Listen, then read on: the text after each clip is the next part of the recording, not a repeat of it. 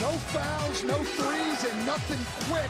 That's too quick and wide open. And he missed it. Gordon rebound, resets it. Three-pointer, no good. And it was Jones there to secure it. And that'll do it. We're headed for a Game 7. And Brian, from the start of Game 1, this looked like the series was going 7, and now it is. It has been the best series of this first round, and the Clippers prevail at Intuit Dome. The only first-round series to go 7 games, and it's the one that we all predicted would. The Denver Nuggets and the Los Angeles Clippers. Welcome back to Playoff Central Live.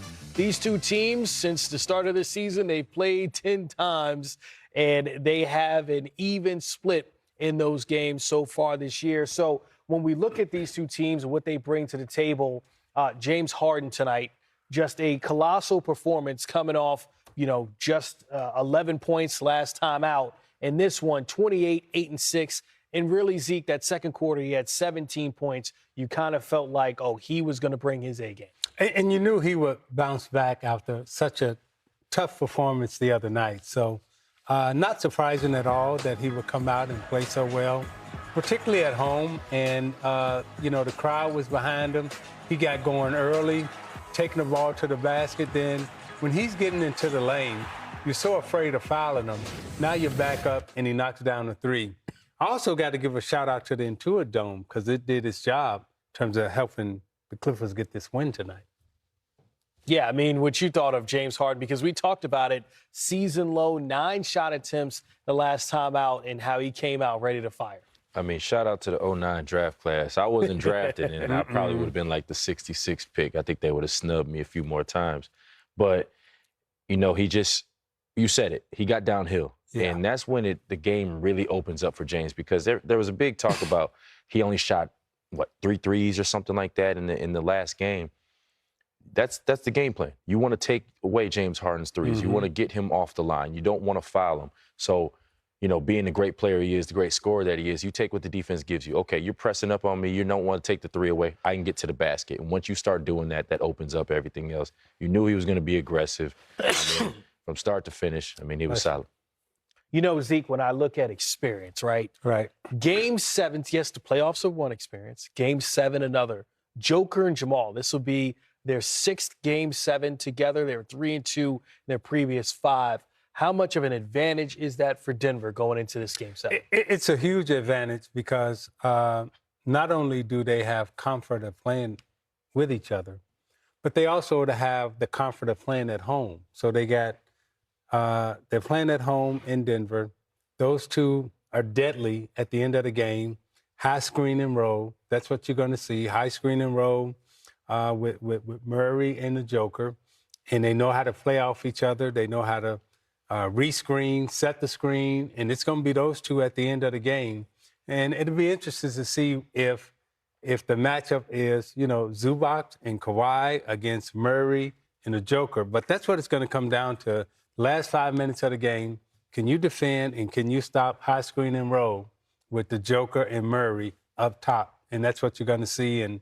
And Denver will have the advantage because they're at home. Well, you heard Zeke mention defense, and you got to give the Clippers all the credit in the world. And I think we got to start with Nick Batum, because you noticed that in the third quarter. You finished the game with 3 blocks, 2 steals. Clippers had a season-high 10 blocks, including 5 of those coming in the fourth quarter.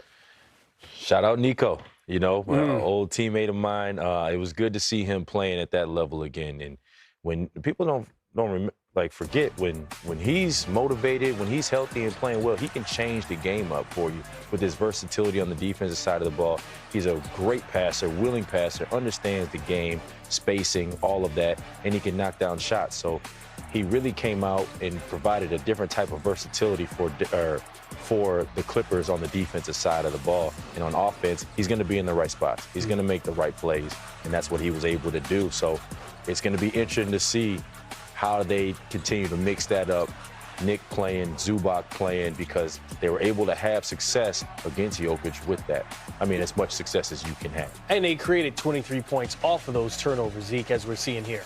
Yeah, and when they, you got to give Van Gundy and Ty Lue a lot of credit for understanding what Denver likes to do, because Denver's a very difficult team to play against. But when you look at the Clippers defensively, what they've been able to do on this side of the ball, you know, playing against the Joker, playing against Murray, I just like the way they're defending. I like their length. And, you know, they're giving them different looks, different matchups. So, and then you got, when Kawhi's healthy, right, you know, you got the #1 defensive stopper in the game.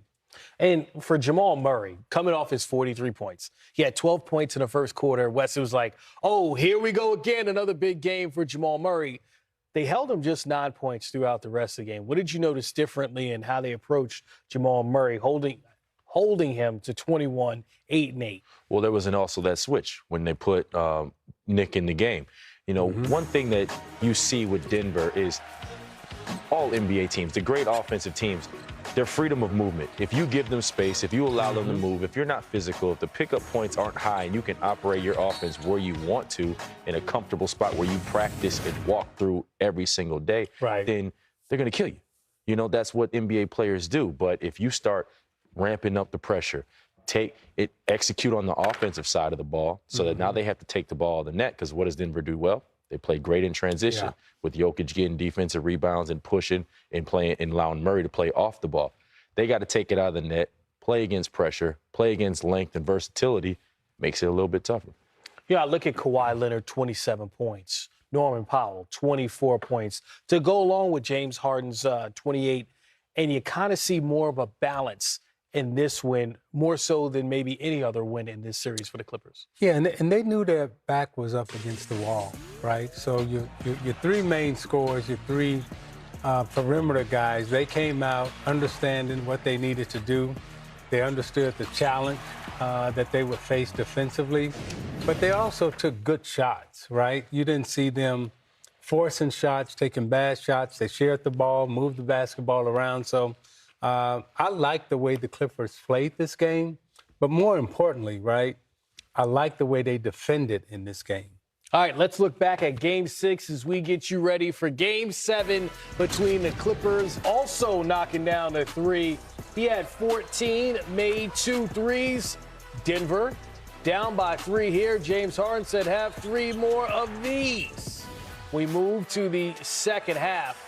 Clippers up. Almost the whole second half. What sort of a difference did he make for you guys, especially in that second half?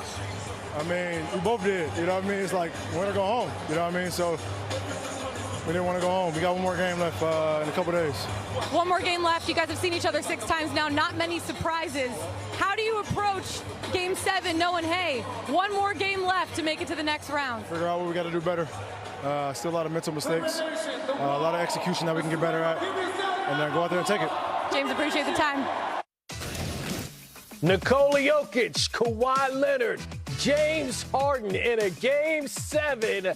Oh, we talk about that more on Playoffs. Gì gì ông nghe thấy đây ở đây mày hay nói với ai? Bây giờ chị nói bập mồm cái mày hiểu luôn cái này. Nói đi. Hôm nay chị đang đi lên Đông Xuân để chị lấy quần áo, chị lấy đầu make up, ngày mai chị đi ăn cỗ thì đầu ngõ gọi. Đầu có hay cuối ngõ, kia là đầu có hay là kia cuối? Cuối ngõ gọi đi. Cuối ngõ gọi bảo bạn đi đá bóng hết rồi. Không có ai đèo đi đá bóng. Chị đi nửa đường con rồi, chị lại quá ngại, chị đưa hắn ta lên đến sân, bây giờ đang bị trượt xuất ở đây đây, không thì 8 giờ chị ở đây rồi, chị đi làm mà, chị định đi làm mà. Chị ngân lên anh kia đâu rồi?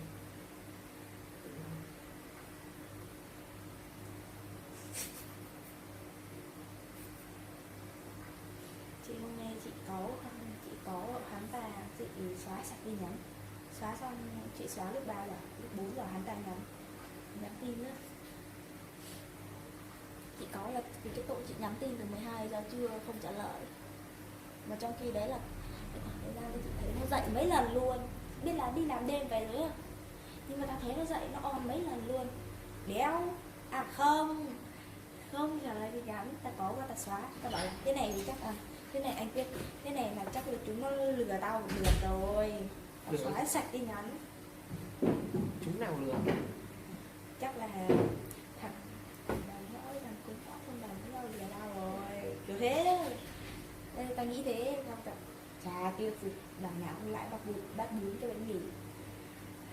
Xóa sạch tin nhắn ra. Lại đến hơn 4 giờ. Nhưng mà nếu mà tại vì cái hôm mà ông hai ông đấy mà dẫn nhau lên thì chắc kể cho nhau nghe đi. Không biết. Không kể luôn. Kia cái ý là ông kia kể kìa. Ông này không bao giờ kể luôn, ông này kín mồm cực. Boy kia mà kín mồm nữa. Trời ơi, chị đã bảo rồi. Lúc bạn chị chơi với á, chúng nó không gặp ngoài đường chúng nó không biết mà. Chứ tôi bảo biết mà. Boy này cháy hố. Boy này